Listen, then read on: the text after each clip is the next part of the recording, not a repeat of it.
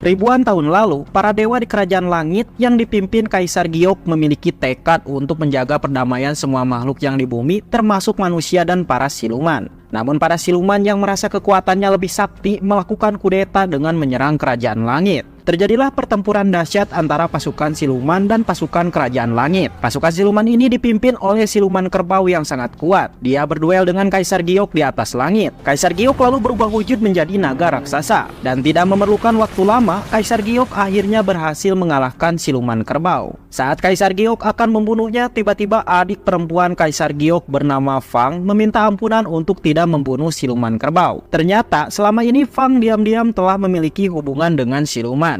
Dengan berat hati Kaisar memaafkannya, namun ia akan mengasingkan Fang dengan para siluman di Gunung Berapi dan tidak boleh kembali ke kerajaan langit selamanya. Setelah peperangan usai, kerajaan langit menjadi hancur. Seorang dewi yang bernama Dewi Nuah memutuskan untuk mengorbankan diri dengan cara merubah tubuhnya menjadi batu-batu yang bersinar untuk membangun kerajaan langit menjadi seperti sedia kala. Ia juga menciptakan perisai langit yang sangat sakti dan tidak bisa ditembus oleh siapapun. Kemudian salah satu pecahan kristal dari Dewi Nuah turun ke bumi dan terjatuh di pegunungan Huako. Siapa sangka di dalam kristal itu terdapat benih-benih kehidupan yang perlahan demi perlahan berbentuk siluman kera.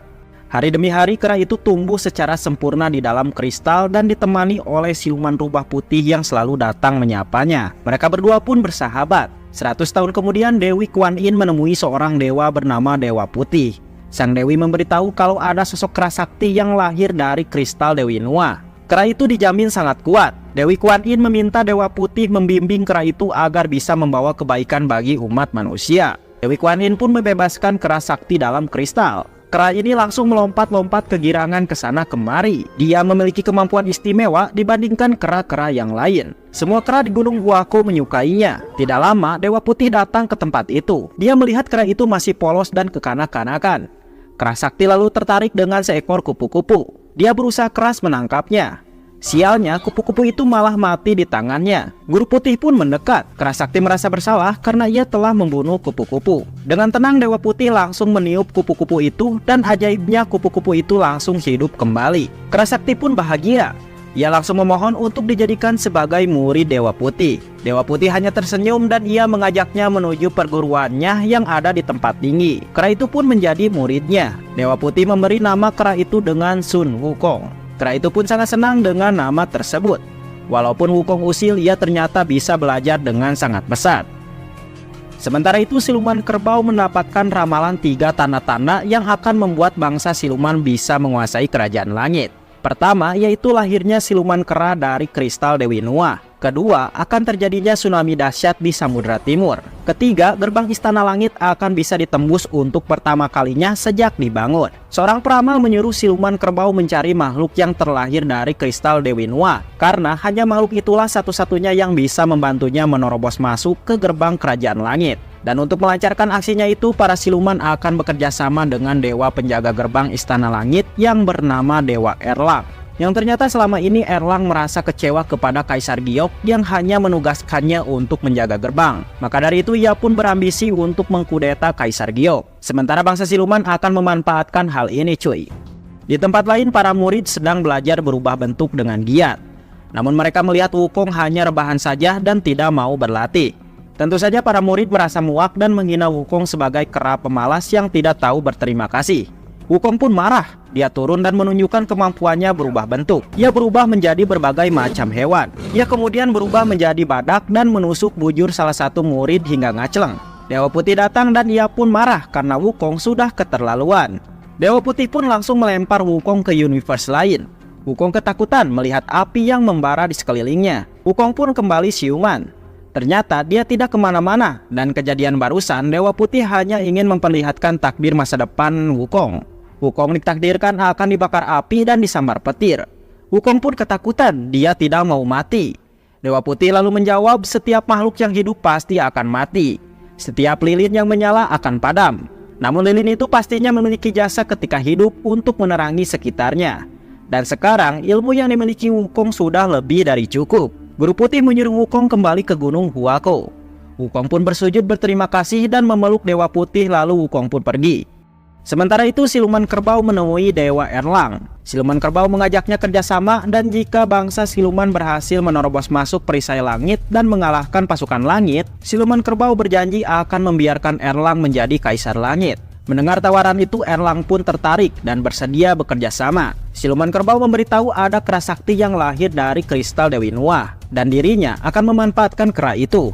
Di Gunung Huakou tiba-tiba muncul monster batu yang mengganggu para kera di sana. Saat kera-kera itu terpojok, datanglah Wukong yang langsung menyerangnya dan mengusir monster batu itu. Para kera pun kagum dengan kekuatan milik Wukong. Mereka langsung menjadikan Wukong sebagai raja mereka. Tentu saja Wukong bahagia karena diangkat menjadi raja. Salah satu kera lalu meminta Wukong untuk memberi mereka senjata agar para kera bisa membela diri ketika Wukong tidak ada di Gunung Huakou. Kera itu lalu memberitahu ada banyak senjata di kerajaan Laut Timur dan Wukong bisa meminjamnya. Tanpa berpikir, Wukong langsung melompat menuju kerajaan Laut Timur. Di perjalanan, Wukong mengalahkan monster ikan raksasa dan membawanya ke hadapan Raja Naga Laut Timur untuk meminta imbalan karena Wukong telah mengalahkannya. Namun faktanya monster ikan itu adalah panglimanya Raja Laut itu sendiri. Merasa kekuatan Wukong sangat hebat, Raja Laut Timur pun ketakutan. Wukong langsung meminta maaf. Wukong lalu memberitahu maksud kedatangannya, yaitu ingin meminjam beberapa senjata untuk rakyatnya. Raja Naga pun bersedia dan ia menyuruh monster gurita untuk membawanya. Namun gurita itu malah menyerang Wukong. Wukong pun terperangkap ke dalam sebuah gelembung. Namun Wukong masih tetap bisa keluar. Akhirnya Wukong yang marah meminjam senjata-senjata di sana dengan paksa. Dia juga mengambil jubah tempur untuk ia pakai sendiri. Saat akan kembali pulang, Wukong merasa tertarik dengan sebuah tiang yang menancap. Wukong pun mendekati tiang itu. Raja Naga lalu memberitahu kalau tiang itu berfungsi untuk mengendalikan tsunami dan menjaga ketenangan Laut Timur. Sejauh ini tidak ada satupun dewa yang mampu mengangkat tiang itu.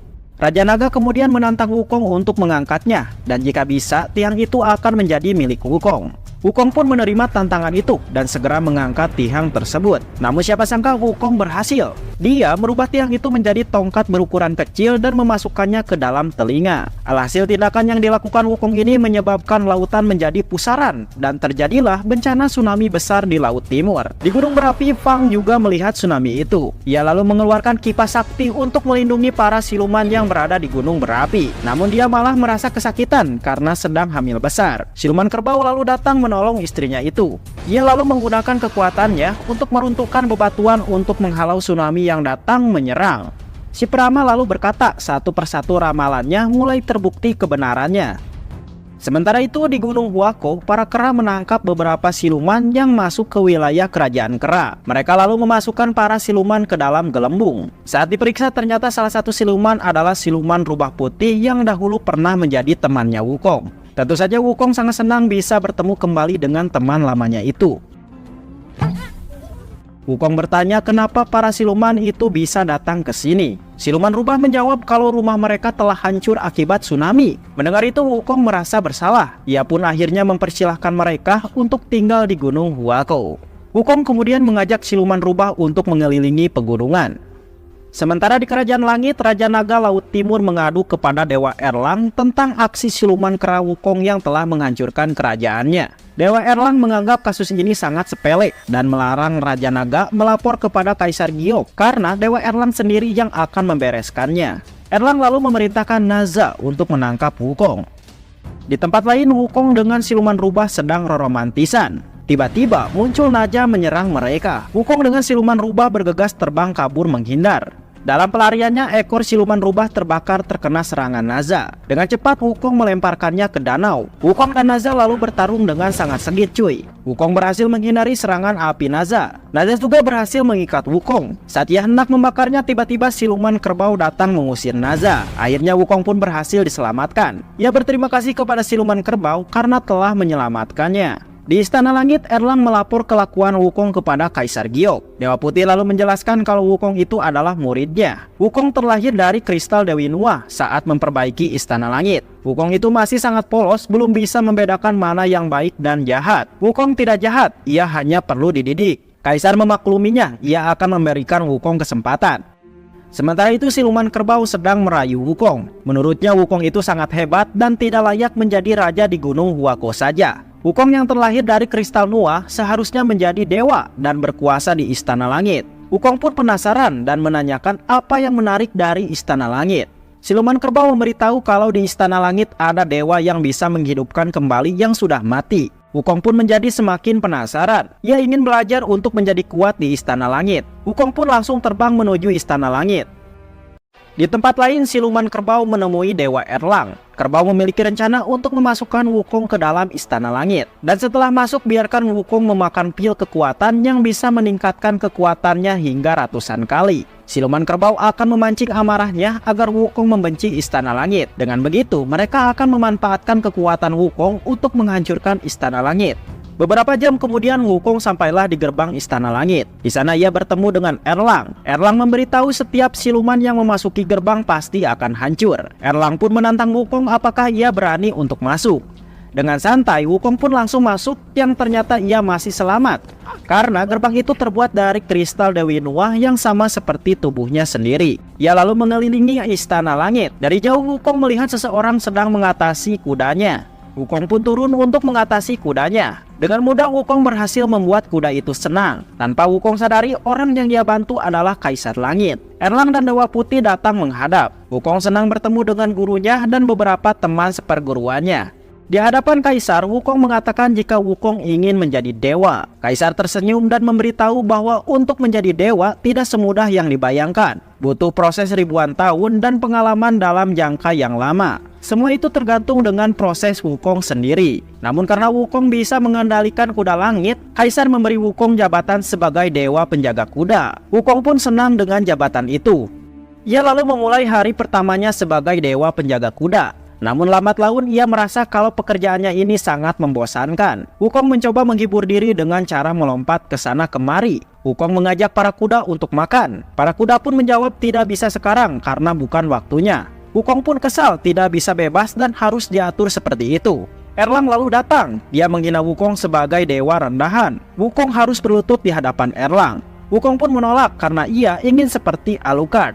Aku berlutut? Tidak akan. Erlang pun marah dan langsung mencabuk para kuda. Melihat hal itu Wukong semakin jengkel. Dengan cepat ia pun membebaskan kuda-kuda untuk berkeliaran di luar kandang mencari makan. Wukong pun terbang dengan para kuda mengelilingi Istana Langit. Para tentara mengejarnya. Wukong langsung bersembunyi di pohon persik. Melihat banyak sekali buah persik, Wukong penasaran dan mencicipi buah persik itu. Dan karena buahnya sangat enak, Wukong pun ketagihan dan memakan semua buah persik. Wukong lalu didatangi para dewi yang menjaga buah persik. Mereka menghina Wukong sebagai dewa berpangkat rendah yang tidak layak memakan buah persik. Karena buah itu untuk dewa yang berpangkat tinggi. Wukong pun sedih dan merasa tidak diterima. Akhirnya Wukong memutuskan untuk pulang. Sementara itu siluman kerbau sedang membuat kampak sakti yang terbuat dari jiwa-jiwa para siluman. Fang lalu datang menghentikan suaminya itu. Ia takut kejadian dahulu kala terulang kembali. Fang tidak mau kehilangan suaminya itu. Namun hal itu tidak membuat hati siluman kerbau ketakutan. Ia tetap akan melakukan penyerangan ke Istana Langit. Di Istana Langit, saat hendak pulang, Wukong melihat seorang dewi sedang mengumpulkan energi langit. Wukong lalu bertanya apa isi dari tungku besar itu. Dewi itu menjawab jika isinya adalah pil kekuatan yang dimasak 1000 tahun. Dan siapapun yang meminumnya kekuatannya pasti akan berlipat-lipat ganda. Dewi itu mengatakan hanya Kaisarlah yang berhak meminum pil itu. Wukong yang penasaran menghampiri tungku itu. Namun siapa sangka Dewi itu adalah Erlang yang menyamar. Di sisi lain Dewa Putih menyadari jika Wukong tengah berjalan menghadapi tungku. Ia pun mengeluarkan tali ajaib yang langsung mengikat Wukong. Erlang kemudian datang dan hendak menangkap Wukong. Dewa Putih menyuruh Wukong menyerah karena Wukong telah membuat kekacauan. Jika Wukong mengaku Kaisar Langit pasti akan memaafkannya. Namun Erlang dan pasukannya malah menyiksa Wukong tanpa ampun. Erlang berniat membunuh Wukong. Wukong yang marah melihat tungku api bisa menghancurkan tali ajaib. Dengan cepat Wukong langsung masuk ke dalam tungku itu untuk membakar tali yang mengikatnya. Di dalam tungku kobaran api dan sambaran petir menyerangnya. Wukong lalu melihat 3 butir pil sakti. Wukong pun meminumnya dan tiba-tiba tungku itu hancur. Wukong pun berhasil keluar dari dalamnya. Wukong langsung menghajar Erlang secara brutal. Erlang pun kesusahan menghadapi Wukong yang sekarang lebih kuat. Mereka berdua lalu mengeluarkan senjata sakti mereka masing-masing. Terjadilah pertempuran sengit. Erlang kabur. Wukong langsung mengejarnya. Dewa Putih lalu menghadap Kaisar dan meminta maaf karena dia telah gagal mendidik Wukong. Namun Kaisar tidak marah dan membiarkan Wukong, karena ia percaya semua ini adalah takdir yang harus Wukong lalui. Saat kembali ke Gunung Huako, Wukong sedih melihat para kera telah mati. Wukong juga menemukan tubuh siluman rubah putih yang telah tewas. Terlihat ada awan hitam yang menyelimuti lehernya. Wukong pun marah dan berniat balas dendam. Di saat Wukong menguburkan semua rakyatnya, tiba-tiba siluman kerbau datang memberitahu jika pelakunya adalah pasukan dari Istana Langit. Mendengar itu, Wukong menjadi marah besar. Ia langsung melesat ke Istana Langit untuk balas dendam. Wukong bertarung dengan 4 penjaga langit. Dengan satu serangan, keempat penjaga itu langsung mati. Wukong yang marah lalu menghancurkan gerbang di Istana Langit dengan mudah. Dari bawah, siluman kerbau tersenyum karena ia sadar gerbang Istana Langit telah berhasil dijebol. Ribuan pasukan langit lalu datang untuk menghadang Wukong. Wukong lalu mengeluarkan jurus 1000 bayangan untuk bertarung dengan pasukan langit. Wukong yang diselimuti dendam memporak-porandakan Istana Langit dalam sekejap saja. Dari bawah, siluman kerbau terbang menuju Istana Langit sambil membawa kampak saktinya. Di dalam istana, Kaisar Giok berubah menjadi naga untuk menghadapi Wukong. Sementara itu, siluman kerbau bekerja sama dengan Erlang untuk memberontak. Wukong lalu bertanya mengapa Kaisar tega membunuh semua rakyatnya di Gunung Huako. Kaisar Langit mengelak karena dia tidak mungkin melakukan hal sekeji itu. Siluman kerbau lalu melihat Dewa Putih hendak menghentikan Wukong. Dengan cepat, siluman kerbau langsung membunuh Dewa Putih. Wukong pun terkejut melihat gurunya mati. Lalu ia melihat asap hitam yang menyelimuti Dewa Putih sama persis dengan siluman rubah. Dari sinilah Wukong pun sadar kalau pelaku yang telah membantai rakyatnya adalah siluman kerbau itu sendiri. Merasa dibodohi, Wukong pun mengamuk menghampiri siluman kerbau. Sementara itu, siluman kerbau tengah bertarung dengan Kaisar Langit. Dengan kampak saktinya, siluman kerbau menebas Kaisar Langit bertubi-tubi hingga tidak berdaya. Di saat Erlang akan membunuh Kaisar, Wukong pun muncul dan menyerang Erlang hingga ngacleng. Di dalam istana, Erlang melihat siluman kerbau maju menuju singgasana Istana Langit. Siluman kerbau pun membunuh Erlang karena sudah tidak dibutuhkan lagi. Wukong kemudian muncul dari bawah menyerang siluman kerbau. Dengan penuh dendam, Wukong menyerang dengan kekuatan maksimal. Wukong yang sangat kuat membuat siluman kerbau kewalahan. Tidak menyerah, siluman kerbau lalu merubah wujudnya menjadi monster kerbau raksasa. Melihat itu, Wukong tidak gentar dan ikut-ikutan berubah wujud menjadi monster kera raksasa. Kedua monster itu bertarung sangat epik.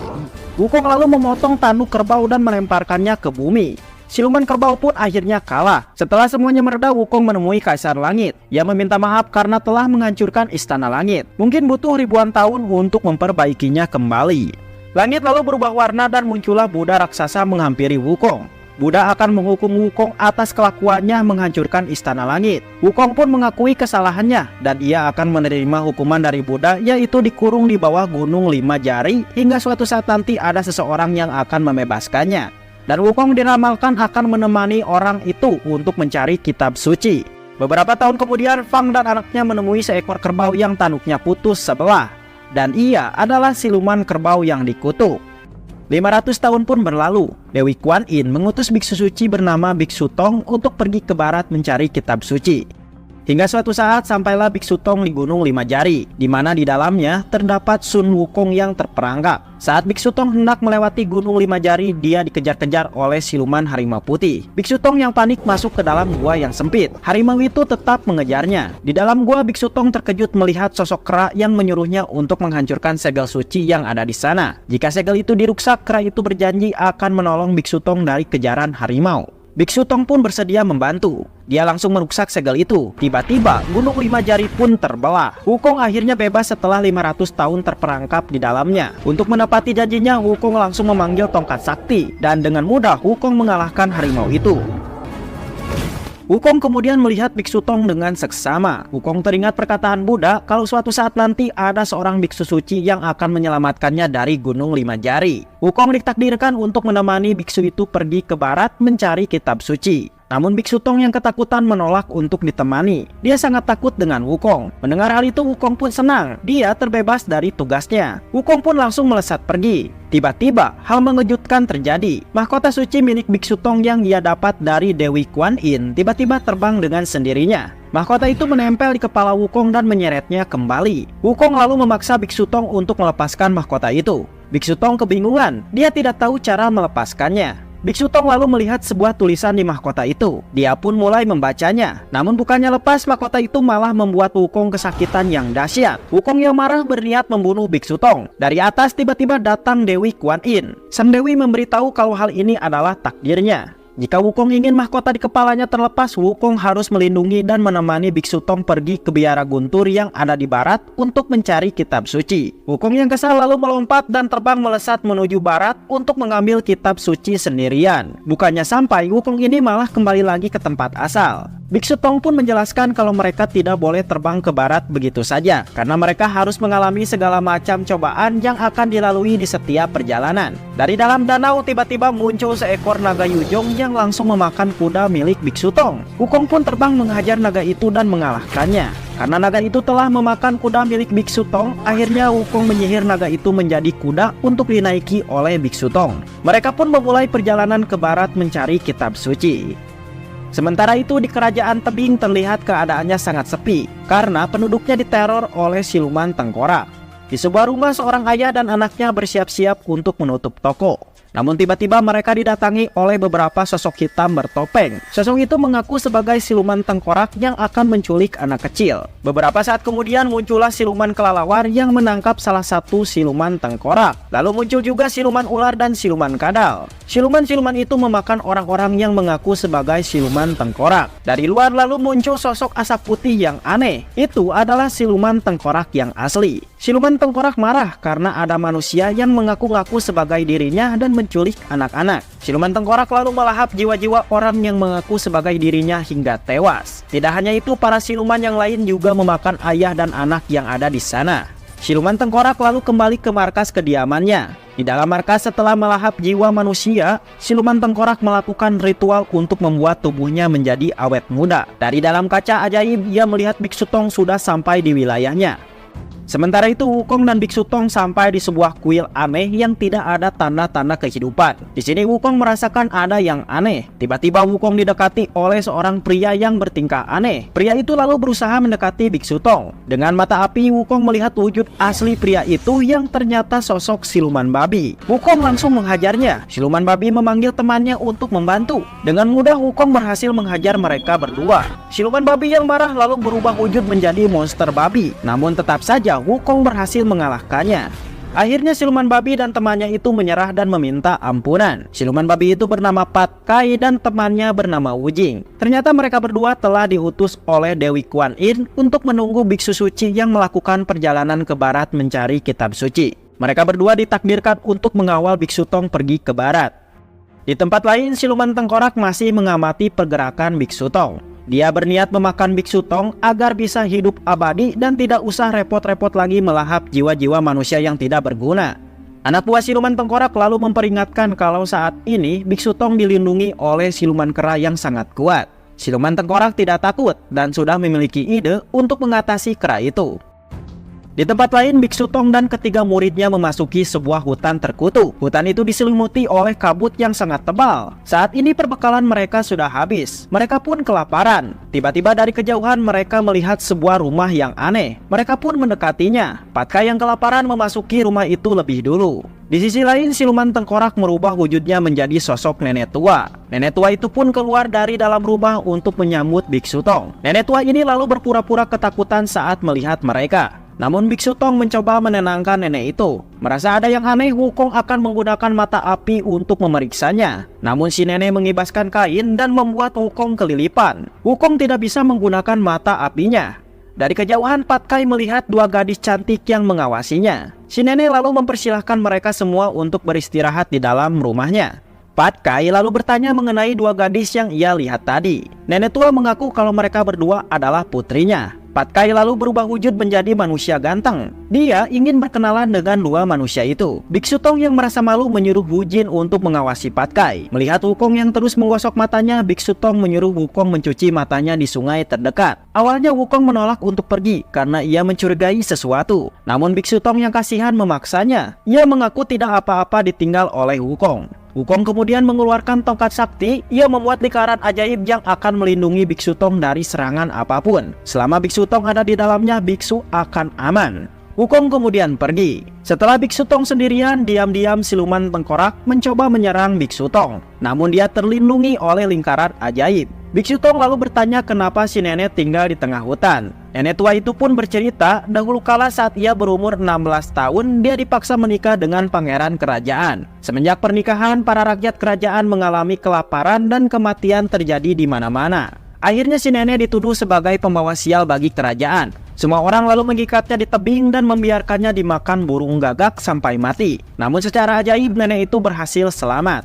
Mendengar cerita itu, Biksu Tong kasihan dan berjalan mendekati si nenek. Di sisi lain, tongkat sakti Wukong bergetar, memberikan pertanda Biksu Tong telah keluar dari lingkaran. Wukong pun dengan cepat bergegas kembali. Lalu dengan mata apinya, Wukong melihat wujud asli siluman tengkorak. Nenek itu lalu berpura-pura pingsan. Terlihat asap putih keluar dari tubuh si nenek. Wukong pun mengejarnya hingga masuk ke dalam hutan. Di sana Wukong bertarung dengan siluman tengkorak. Di tengah pertarungan, Wukong melihat Patkai dan Mujin dalam bahaya. Ia pun mendekatinya. Sementara siluman tengkorak kembali ke dalam rumah. Wukong lalu membunuh siluman ular yang hendak menyerang Patkai dan siluman kelelawar yang akan menyerang Wujin. Di saat siluman tengkorak akan membunuh Biksu Tong, Wukong datang dan langsung menaklnya. Biksu Tong kaget. Ia melihat nenek tua yang ada di hadapannya tewas oleh Wukong. Tentu saja Biksu Tong marah, ia mengira Wukong telah membunuh nenek-nenek yang tidak bersalah. Biksu Tong tidak mau Wukong berbuat sesuka hati untuk membunuh orang. Biksu Tong kemudian membacakan doa-doa yang membuat Wukong langsung merasa kesakitan. Dari atas, siluman tengkorak melihatnya. Malam harinya Biksu Tong mendekati Wukong yang sedang merenung sendirian. Biksu Tong meminta maaf karena telah membuat Wukong menderita. Ia tidak bermaksud mengendalikan Wukong. Biksu Tong tidak ingin Wukong membunuh orang secara sembarangan. Saat membacakan doa-doa tadi, ternyata Biksu Tong bisa merasakan kesakitan yang dirasakan oleh Wukong. Keesokan harinya mereka pun melanjutkan lagi perjalanan. Mereka akhirnya sampai di kerajaan tebing. Biksu Tong melihat pengumuman di tembok tentang anak-anak yang diculik oleh siluman tengkorak. Kabar kedatangan Biksu Tong ini terdengar juga oleh sang raja. Sang raja lalu mengundang Biksu Tong dan ketiga muridnya untuk makan malam. Di dalam istana, Biksu Tong melihat lukisan siluman tengkorak. Dia lalu bertanya mengenai hilangnya anak-anak di kerajaan ini. Sang raja pun bercerita dahulu kala kerajaan ini adalah kerajaan yang makmur. Namun semua itu berubah sejak siluman tengkorak muncul dan meneror masyarakat dengan cara memakan anak-anak. Sang raja dan semua orang bersujud meminta Biksu Tong untuk mengusir siluman tengkorak. Dari dalam lukisan tiba-tiba muncul siluman tengkorak yang asli. Siluman tengkorak menyebut cerita sang raja barusan adalah hoak. Siluman tengkorak lalu menghajar para tentara istana yang ada di sana. Ia kemudian mendekati Biksu Tong dan meminta izin jika ia ingin menantang Wukong untuk duel di luar istana. Siluman tengkorak pun pergi dan disusul oleh Wukong. Di luar istana mereka tidak bertarung. Siluman tengkorak malah mengajak Wukong untuk bersantai. Siluman tengkorak lalu mengaku bisa membantu Wukong melepaskan mahkota terkutuk di kepalanya. Setelah ia melahap Biksu Tong hingga mati dan mahkota itu akan terlepas dengan sendirinya. Siluman tengkorak lalu menunjukkan para manusia yang sedang menjadikan keras sebagai bahan hiburan. Siluman tengkorak pun bertanya, apakah Wukong yang kuat ini mau disuruh-suruh oleh manusia biasa dan lemah? Jika Wukong ingin bebas, siluman tengkorak menyuruh Wukong membawa Biksu Tong ke hadapannya malam ini juga. Siluman tengkorak kemudian pergi. Di dalam kerajaan, para pengawal kerajaan menusuk para bocil yang mereka tangkap untuk diambil darahnya. Mereka lalu membawa darah itu untuk diminum sang raja. Ternyata raja menderita penyakit yang sangat parah dan hanya dengan meminum darah para bocil, penyakit itu akan hilang tapi untuk sesaat saja. Sang raja marah karena darah para bocil sudah tidak mempan lagi. Akhirnya sang raja pun berniat memakan Biksu Tong malam ini juga agar kutukannya bisa hilang secara abadi. Di sisi lain, Wukong menemui Biksu Tong. Ia bertanya apakah Biksu Tong benar-benar ingin menyadarkan siluman tengkorak. Dengan lemah lembut, Biksu Tong menjawab ia ingin sekali menyadarkan siluman tengkorak.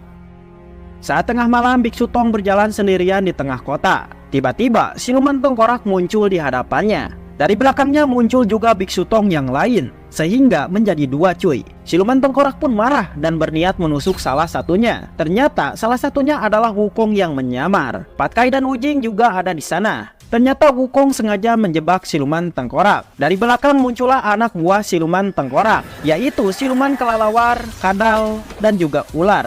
Wukong dan yang lain pun bertarung melawan siluman tengkorak dan antek-anteknya. Wujing berhasil membunuh siluman ular. Di tengah pertarungan, Biksu Tong diculik oleh seseorang. Melihat itu, Wujing meminta bantuan Wukong mencari gurunya. Dengan pendengaran dan penciuman yang tajam, Wukong mulai mencari gurunya. Di tempat lain, Biksu Tong melihat para bocil dimasukkan ke dalam penjara. Sang raja lalu datang. Dia berniat memakan Biksu Tong untuk mengobati penyakitnya. Di saat Biksu Tong hendak dibunuh, muncullah Wukong yang langsung menyelamatkannya. Wukong lalu berniat membunuh sang raja. Namun Biksu Tong mencegahnya. Ia tidak mau terjadi lagi pembunuhan. Wukong kemudian membebaskan para bocil yang dikurung. Biksu Tong menggandeng mereka semua untuk keluar. Keesokan harinya saat akan pergi dari kerajaan tebing, Biksu Tong dihampiri orang-orang yang membawa banyak makanan. Mereka berterima kasih karena Biksu Tong telah menyelamatkan anak-anak mereka. Namun Wukong melihat salah satu anak adalah jelmaan siluman yang menyamar dan hendak membunuh Biksu Tong. Dengan cepat Wukong memukulnya hingga terjatuh. Biksu Tong marah melihat tindakan Wukong ini. Wukong pun mencoba menjelaskan kalau anak ini adalah jelmaan siluman. Namun Biksu Tong tetap marah karena ia tidak peduli siluman maupun bukan, Wukong tidak boleh menghajarnya. Dari belakang ibu anak itu datang, ternyata wanita itu adalah siluman tengkorak yang menyamar. Wukong pun marah dan langsung membunuh wanita itu hingga tewas. Saat Wukong akan membunuh anaknya, Biksu Tong langsung membacakan doa-doa untuk menghentikan Wukong. Wukong pun kesakitan hingga berguling-guling. Merasa ada kesempatan, anak siluman itu berniat membunuh Biksu Tong saat ini juga. Namun Wukong yang masih merasa kesakitan berusaha bangkit dan membunuh anak itu. Di sini Biksu Tong terdiam. Ia sedih dan merasa kelakuan Wukong sudah keterlaluan. Biksu Tong pun akhirnya mengusir Wukong. Ia tidak membutuhkannya lagi. Wukong pun lagi-lagi mencoba menjelaskan jika anak itu adalah jelmaan siluman. Namun Biksu Tong tidak peduli dan tetap mengusir Wukong. Karena ia tidak mau perjalanannya menuju barat menjadi alasan Wukong untuk membunuh sesuka hati. Biksu Tong meminta Wukong untuk pergi saat ini juga. Wukong yang sedih pun bersujud dan langsung melesat pergi. Tiba-tiba dari atas siluman tengkorak datang menculik Biksu Tong. Patkai dan Wujing pun kebingungan. Patkai lalu memiliki ide untuk menyelamatkan Biksu Tong, yang dimana dia akan pergi ke pegunungan Huako untuk meminta bantuan kepada Wukong. Sementara Wujing akan menyerang markas siluman tengkorak untuk mengulur-ngulur waktu. Di tempat lain, Biksu Tong bertanya kenapa siluman tengkorak tega melakukan hal ini. Siluman tengkorak menjawab jika ia berhasil memakan Biksu Tong, maka ia akan hidup abadi. Ternyata cerita dahulu yang dirinya diikat di tebing dan dibiarkan meninggal merupakan kisah nyata dari siluman tengkorak. Namun ia bereinkarnasi kembali dan memiliki dendam kepada manusia sehingga berubah wujud menjadi siluman tengkorak. Biksu Tong menyuruh siluman tengkorak untuk tobat dan menghilangkan rasa benci di dalam dirinya. Namun siluman tengkorak menolak untuk tobat. Sementara itu Wukong dihadang oleh Dewi Kuan Yin. Di pegunungan Huako, Patkai gagal bertemu dengan Wukong. Patkai pun malah mengambil jubah tempur milik Wukong. Sementara di markas tengkorak, Wujing dihadang ribuan pasukan tengkorak yang bangkit dari dalam tanah. Terjadilah pertarungan solo versus RW cuy. Karena jumlahnya sangat banyak, Wujing pun mulai kewalahan. Tiba-tiba datanglah Patkai yang memakai jubah tempur milik Wukong. Mereka berdua lalu dikepung oleh pasukan tengkorak. Sementara itu Dewi Kuan Yin memberitahu Wukong jika Biksu Tong telah bersabar menunggu selama 9 kehidupan untuk bertemu dengan Wukong. Biksu Tong ditakdirkan akan menuntun dan membimbing Wukong pada ajaran Buddha. Dengan rasa kecewa, Wukong berkata jika ia telah diusir. Sang Dewi pun menjawab bahwa Wukong sendirilah yang membuat semua ini terjadi. Karena Wukong selalu melihat segala hal dari sudut pandangnya sendiri, yaitu mata api. Berbeda dengan Biksu Tong yang selalu melihatnya dengan mata hati. Sang Dewi pun memberitahu jika Biksu Tong saat ini dalam bahaya. Dia memerlukan Wukong. Di tempat lain, Biksu Tong bersedia untuk dimakan oleh siluman tengkorak dengan harapan kematian Biksu Tong bisa melenyapkan kebencian di hati siluman tengkorak. Di saat itulah siluman tengkorak langsung menyedot jiwa Biksu Tong. Dari luar Wukong pun datang. Jubah tempurnya terbang menghampiri Wukong. Hanya dengan satu serangan, Wukong berhasil mengalahkan ribuan pasukan tengkorak dalam sekejap. Wukong kemudian melemparkan tongkat sakti untuk mencegah siluman tengkorak melahap jiwa Biksu Tong. Siluman tengkorak marah. Ia langsung pergi keluar untuk bertarung dengan Wukong. Namun Wukong yang kuat membuat dia kewalahan. Wukong lalu melemparkan siluman tengkorak menembus gunung. Wukong kemudian pergi menyelamatkan gurunya. Ia lalu bersujud meminta maaf. Biksu Tong pun senang melihat Wukong kembali. Sementara itu siluman tengkorak ngamuk. Ia langsung mengeluarkan jurus sakti untuk merubah wujudnya menjadi monster tengkorak raksasa. Ia lalu menyerang Patkai dan Wujing. Siluman tengkorak memakan Wukong dan Biksu Tong. Namun Wukong langsung menghancurkan tubuh monster tengkorak untuk menyelamatkan Biksu Tong. Tetapi siluman tengkorak masih menangkap Biksu Tong. Siluman tengkorak lalu baku hantam dengan Wukong. Dengan bersusah payah, Wukong menghancurkan tubuh siluman tengkorak. Siluman tengkorak tidak mau kalah, ia pun melemparkan Wukong. Wukong lalu mengeluarkan jurus 1000 bayangan untuk mengeroyok monster tengkorak dari segala sisi. Hingga akhirnya monster itu pun hancur menjadi kecil-kecil. Terlihat arwah siluman tengkorak mulai hilang. Dan karena dosa-dosanya, siluman tengkorak akan musnah dan tidak akan bisa bereinkarnasi kembali. Biksu Tong lalu meminta Buddha memberikan kesempatan siluman tengkorak untuk bereinkarnasi lagi menjadi manusia. Buddha pun menjawab satu-satunya cara agar siluman tengkorak bisa bereinkarnasi kembali, yaitu dengan mengorbankan nyawa Biksu Tong sendiri. Biksu Tong pun bersedia, dan Buddha langsung mengabulkannya. Namun siluman tengkorak menolak untuk hidup kembali. Akhirnya Biksu Tong tidak jadi mati. Biksu Tong lalu meminta Wukong untuk membunuhnya agar siluman tengkorak bisa bereinkarnasi kembali menjadi manusia. Tentu saja Wukong menolak karena dia sangat jahat. Sambil menangis, Biksu Tong berkata apa gunanya jika ia mendapatkan kitab suci jika di sepanjang perjalanannya ia gagal mencerahkan orang-orang yang diselimuti kebencian. Biksu Tong memutuskan untuk membimbing siluman tengkorak agar bisa bereinkarnasi kembali. Lagi-lagi Biksu Tong memaksa Wukong untuk membunuhnya. Wukong pun menangis dan Wukong berjanji akan menunggu gurunya itu di kehidupan yang akan datang. Dengan berat hati, Wukong pun memukul gurunya hingga mati. Dan secara ajaib, Biksu Tong berubah menjadi patung batu. Akibat hal itu, siluman tengkorak bisa bereinkarnasi kembali menjadi manusia. Keesokan harinya, Wukong, Patkai, dan Wujing melanjutkan lagi perjalanan sambil membawa patung Biksu Tong. Dari atas, Dewi Kuan Yin meneteskan air ajaib yang membuat Biksu Tong hidup kembali. Setelah berjalan cukup jauh, kali ini Biksu Tong dan ketiga muridnya sedang menyusuri sungai Amazon. Di saat itu, Patkai merasakan aura jahat yang sangat kuat di depan mereka. Perahu itu mengikuti aliran sungai di antara celah tebing yang sangat tinggi. Mereka semua lalu dikejutkan oleh kemunculan monster ikan raksasa yang bergerak di bawah mereka. Monster ikan itu lalu berubah bentuk menjadi siluman ikan yang menjadi penjaga sungai ini. Patkai lalu meminta izin untuk lewat kepada siluman ikan. Siluman ikan itu malah marah dan menyuruh mereka untuk pergi jika tidak ingin dimakan olehnya. Wukong pun kesal, dia tidak terima ditantang. Selain itu, memang sudah tidak ada jalan lain lagi. Wukong pun menyuruh Wujin untuk tetap gaskeun dan tidak usah mempedulikan siluman ikan.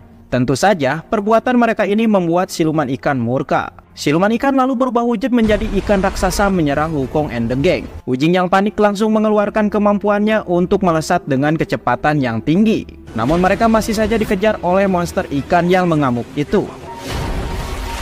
Di saat perahu akan dimakan, tiba-tiba dari langit muncul tangan Buddha membuat portal ajaib untuk menyelamatkan Biksu Tong dan yang lain. Mereka pun masuk ke dalam portal dan menuju ke tempat lain. Biksu Tong dan yang lainnya terjatuh dari tempat yang tinggi. Namun Biksu Tong tidak sengaja melihat sosok wanita cantik yang tengah memanjat tebing.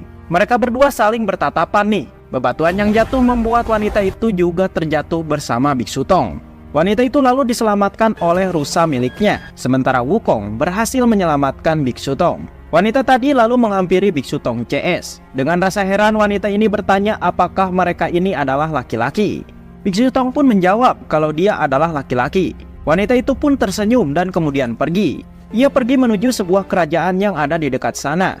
Dan siapa sangka wanita ini ternyata seorang ratu dari kerajaan tersebut. Di dalam perpustakaan kerajaan, ratu menceritakan kejadian barusan saat bertemu dengan rombongan Biksu Tong yang merupakan pria. Para pengawalnya pun bingung, karena sejak dari dulu tidak ada satupun pria yang mampu memasuki wilayah kerajaan ini. Ratu mengaku saat melihat pria barusan, ratu merasakan perasaan yang belum pernah dia rasakan sebelumnya. Jantungnya berdetak sangat kencang. Akhirnya ratu pun memerintahkan pengawalnya untuk membuka naskah kuno peninggalan leluhur untuk mencari tahu apa yang telah terjadi kepadanya saat ini. Dengan cara melompat-lompat, pengawal pun membacakan naskah itu.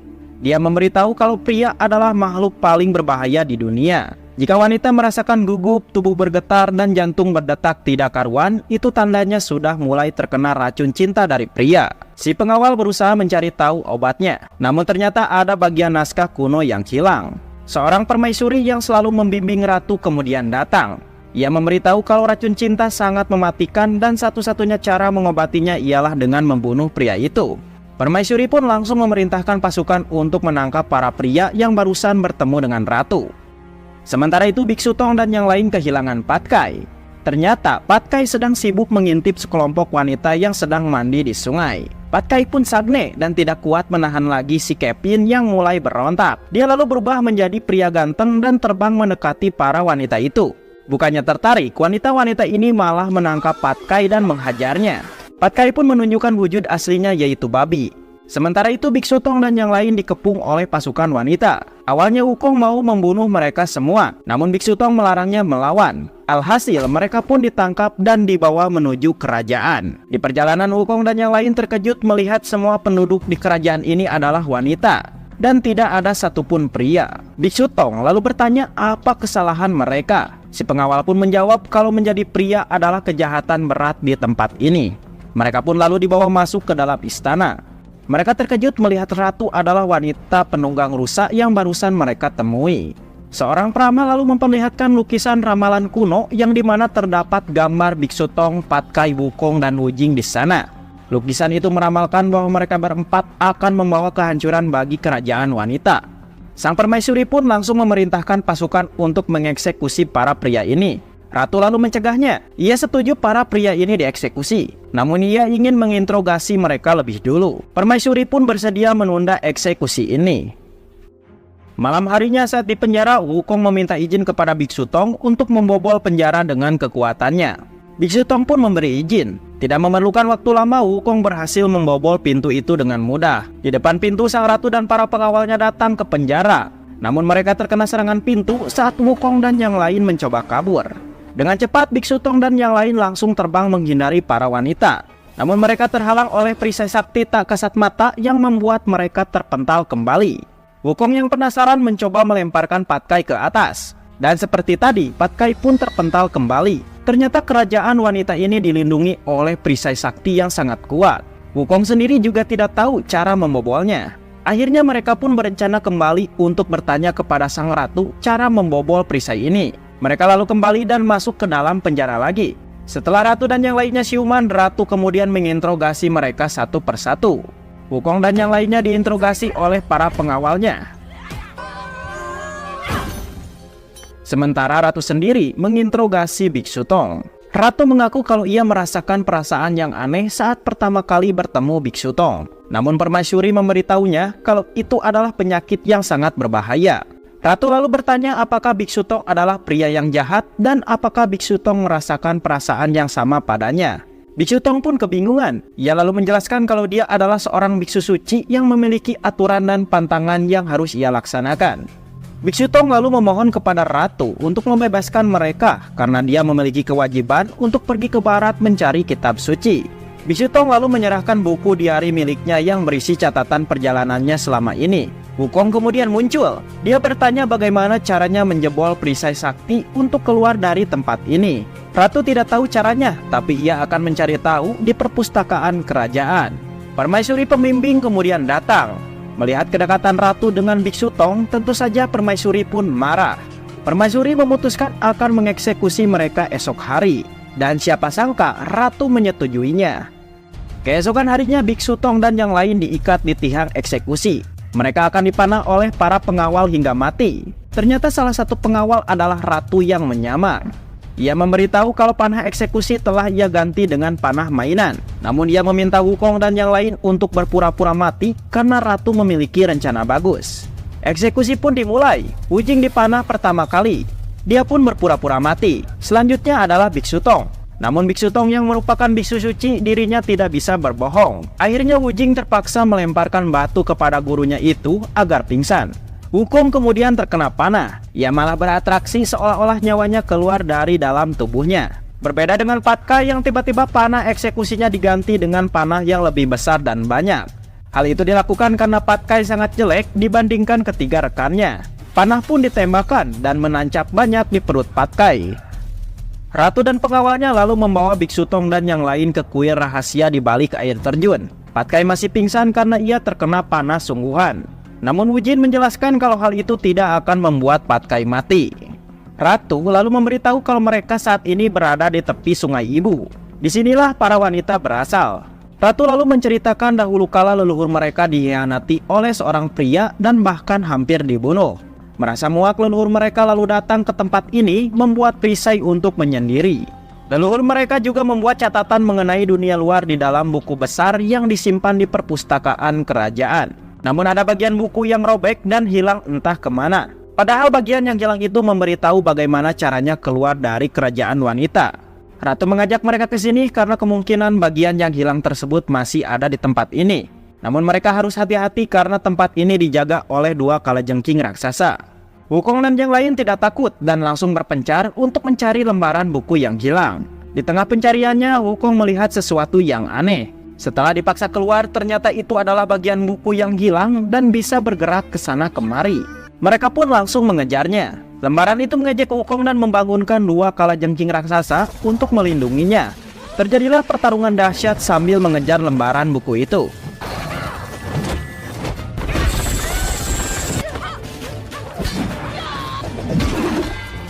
Dengan bersusah payah, akhirnya mereka berhasil memanah lembaran ajaib. Namun lembaran itu malah menjatuhkan semua tulisannya ke dalam kubangan air. Biksu Tong pun langsung melompat untuk mengambil tulisan-tulisan itu kembali. Wujing lalu melompat untuk menyusul gurunya itu. Cipratan air juga membuat Pat Kai tersadar. Dengan kekuatan api, Wukong memaksa lembaran itu untuk menunjukkan bagaimana caranya keluar dari kerajaan ini. Tiba-tiba terlihat gambar gerbang ajaib yang akan terbuka jika merasakan adanya cinta sejati. Mendengar kata cinta, seorang pengawal tiba-tiba teringat sesuatu dan menceritakan dahulu kala seorang wanita dari kerajaan ini jatuh cinta dengan siluman ikan. Tapi mereka tidak bisa bertemu karena terpisahkan oleh perisai sakti. Mereka pun hanya bisa berkomunikasi dengan telepati saja. Si wanita tidak tahu caranya keluar, sedangkan siluman ikan tidak tahu caranya masuk ke dalam kerajaan. Pat Kai, Wujing, dan Biksu Tong tiba-tiba merasakan yang aneh. Perut mereka membesar dengan sendirinya seperti hamil. Ratu kemudian memberitahu kalau air dari Sungai Ibu bisa membuat siapapun yang meminumnya menjadi hamil. Dan dalam waktu 3 hari mereka pun akan melahirkan. Wukong panik karena hanya dia sendiri yang tidak hamil. Salah satu pengawal lalu memberitahu jika di dalam hutan ada seorang wanita bernama Ruyi yang bisa membuatkan ramuan penggugur kandungan. Tanpa pikir panjang, Wukong pun bergegas menemui Ruyi. Setelah bertemu dengan Ruyi, Wukong meminta penggugur kandungan. Ruyi pun memberitahu kalau ramuan penggugur itu ada di dalam air matanya. Ia pun menyuruh Wukong untuk menceritakan kisah cinta sejati sampai dia menangis. Wukong pun kebingungan karena dia tidak tahu apa itu cinta. Sementara itu Biksu Tong merasakan bayi yang sedang dia kandung mulai bergerak. Biksu Tong menjadi tidak tega jika harus menggugurkannya karena itu sama saja membunuh. Di tempat lain, Wukong memohon kepada Ruyi untuk memberikan ramuan itu karena ia harus segera pergi ke barat mencari kitab suci demi membebaskan umat manusia dari penderitaan dan rasa sakit. Ternyata cerita itu membuat Ruyi terharu. Dia pun mulai meneteskan air matanya. Wukong pun bergegas kembali untuk memberi air penggugur kandungan kepada gurunya. Namun saat ini Biksu Tong malah ingin membiarkan bayi di dalam kandungannya lahir. Wukong pun terkejut. Wukong lalu mengeluarkan jurus sakti untuk membuat semua orang tidak bisa bergerak. Wukong pun langsung meminumkan air itu secara paksa kepada Biksu Tong, Pat Kai, dan Wujing. Karena tindakan ini adalah satu-satunya cara agar mereka bisa melanjutkan lagi perjalanan pergi ke barat mencari kitab suci. Dengan sekejap saja kandungan mereka menghilang. Biksu Tong pun marah. Namun di satu sisi tindakan Wukong ini benar karena mereka harus melanjutkan misi pergi ke barat. Biksu Tong pun galau. Ia lalu pergi keluar dan mulai menyalin tulisan-tulisan kitab suci di tanah. Ratu yang melihatnya lalu menemani Biksu Tong menulis hal yang sama di tanah. Mereka pun menulis berdampingan terus-menerus hingga keluar dari gua. Tiba-tiba mereka dikepung pasukan kerajaan yang dipimpin Permaisuri. Permaisuri memisahkan mereka berdua dan berniat membuang Biksu Tong di lautan tak berujung. Sang ratu yang tidak ingin berpisah lalu mengejarnya dengan naik rusa dan lompat menuju perahu yang dinaiki Biksu Tong. Mereka berdua pun berlayar menuju lautan tak berujung. Permaisuri kaget, dia teringat dengan perkataan si peramal. Jika ratu kerajaan ini pergi, maka kerajaan wanita akan musnah secara abadi. Permaisuri pun bergegas menemui Wukong. Dia meminta Wukong menyelamatkan ratu dan Biksu Tong yang saat ini terjebak di lautan tak berujung. Dengan cepat Wukong langsung mencari gurunya itu. Sementara di lautan, Biksu Tong dan Ratu terjebak. Mereka tidak tahu harus kemana. Dalam waktu singkat, lautan ini membuat mereka berdua sudah seperti seharian ada di lautan. Ratu yang kehausan berniat meminum air laut. Biksu Tong langsung melarangnya karena air laut hanya akan membuatnya semakin haus. Biksu Tong merelakan Ratu meminum darahnya untuk bertahan hidup. Ratu dengan tegas menolak. Ia tidak mau melukai Biksu Tong. Malam harinya terjadi badai yang sangat dahsyat menerjang perahu yang mereka berdua naiki. Dengan bersusah payah, akhirnya mereka selamat. Setelah badai itu mereda, mereka berdua terkejut melihat ada gerbang raksasa di depannya. Ternyata itu adalah gerbang keluar dari kerajaan wanita. Ratu lalu berkata kalau dia ingin ikut pergi bersama Biksu Tong menuju barat. Ia ingin selalu ada di samping Biksu Tong dan rela meninggalkan kekuasaannya. Dari kejauhan, Wukong dan yang lain melihat gerbang raksasa itu. Mereka bahagia dan bergegas menemui Biksu Tong. Saat Biksu Tong berjalan melewati gerbang, ternyata Ratu ikut dari belakang.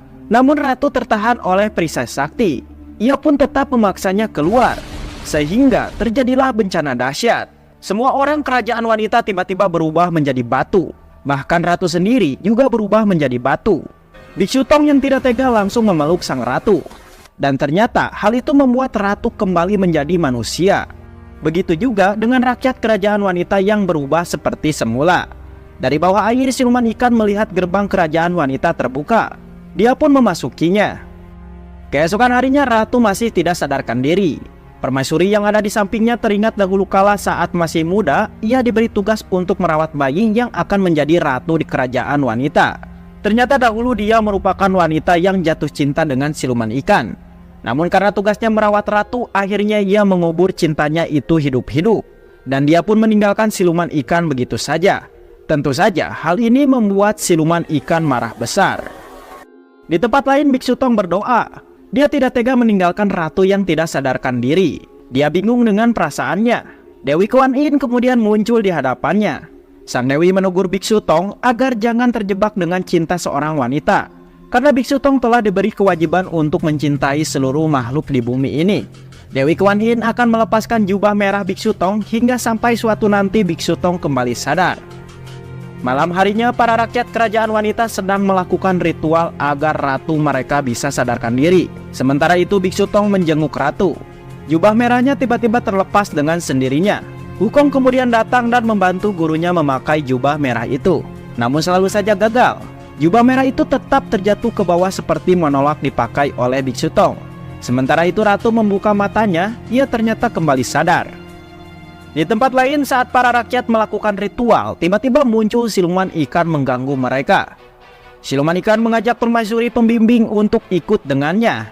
Namun permaisuri menolak, karena saat ini ia sudah memiliki tugas yang lebih penting daripada cinta, yaitu menjaga ratu. Tentu saja, perkataan itu membuat siluman ikan murka. Dia lalu pergi menuju kamar ratu untuk menculik sang ratu dan Biksu Tong yang kebetulan ada di sana. Wukong pun langsung mengejarnya. Biksu Tong dan ratu berhasil diselamatkan. Siluman ikan yang masih tidak terima lalu berubah wujud menjadi monster ikan raksasa dan memporak-porandakan kerajaan wanita. Ia menggunakan jurus gelombang air yang sangat besar untuk membuat kerajaan wanita terkepung oleh air. Biksu Tong dan yang lain tersedot oleh gelombang itu. Sementara Wukong dan temannya masih sibuk bertarung melawan siluman ikan. Wukong berhasil meredakan badai yang dibuat siluman ikan. Namun siluman ikan membuat jurus gelombang air lagi yang lebih besar. Wukong, Patkai, dan Wujin lalu bekerjasama untuk melawannya. Namun terjangan air itu berhasil menyerang kerajaan wanita dan menenggelamkan para rakyat termasuk Biksu Tong dan ratu. Wukong masih bertarung dengan siluman ikan. Di dalam air, Biksu Tong sedih melihat semua orang tenggelam. Ia lalu berdoa kepada Buddha untuk menolong mereka. Buddha langsung mengabulkannya. Tiba-tiba dari langit muncul tangan Buddha mengangkat semua rakyat kerajaan wanita hingga mereka selamat. Buddha juga menyerang siluman ikan sampai musnah. Biksu Tong lalu mengambil sebuah kristal yang keluar dari tubuh siluman ikan. Keesokan harinya saat hendak pergi, ratu mengembalikan catatan milik Biksu Tong. Ratu sadar kalau Biksu Tong memiliki kewajiban yang sangat penting daripada cinta, yaitu mencari kitab suci. Akhirnya Biksu Tong pun melanjutkan lagi perjalanannya bersama ketiga muridnya pergi ke barat. Dan film pun tamat. Oke guys, jadi itulah alur cerita dari film The Monkey King 3. Semoga kalian suka. Mohon maaf bila ada kesalahan kata dan sampai bertemu di video selanjutnya.